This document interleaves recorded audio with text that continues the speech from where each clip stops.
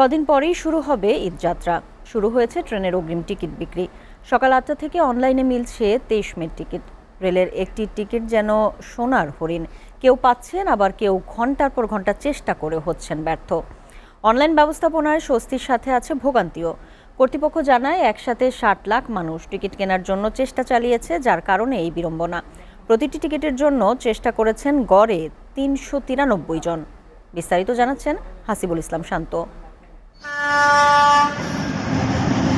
সবার স্বপ্ন প্রিয় ঠিকানায় ঈদ হবে স্বজনদের সাথে। সকাল ৮টা থেকে অনলাইনে ছাড়া হয় ২৩ মের অগ্রিম টিকিট। নির্ধারিত সময়ের আগেই মোবাইল কম্পিউটারের সামনে বসে পড়েন অনেকেই। একইভাবে ১৪, ১৫, ১৬ ও ১৭ মে যথাক্রমে মিলবে ২৪, ২৫, ২৬ ও ২৭ মের টিকিট।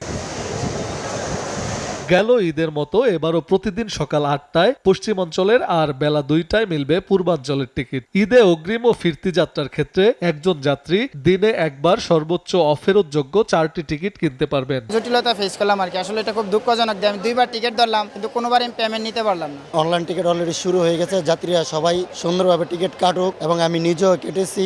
অনলাইনে টিকিট কাটছি, কোনো সমস্যায় পড়ি নাই।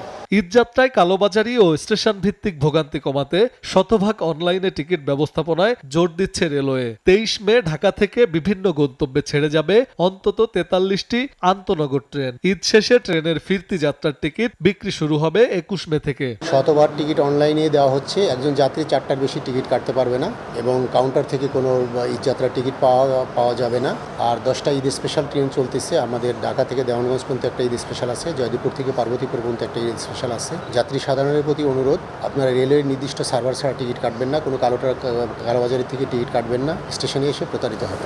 তবে যাত্রীদের দাবি বাড়াতে হবে অনলাইন সার্ভারের সক্ষমতা ও টিকিটের সংখ্যা। হাসিবুল ইসলাম শান্ত, SA TV, ঢাকা।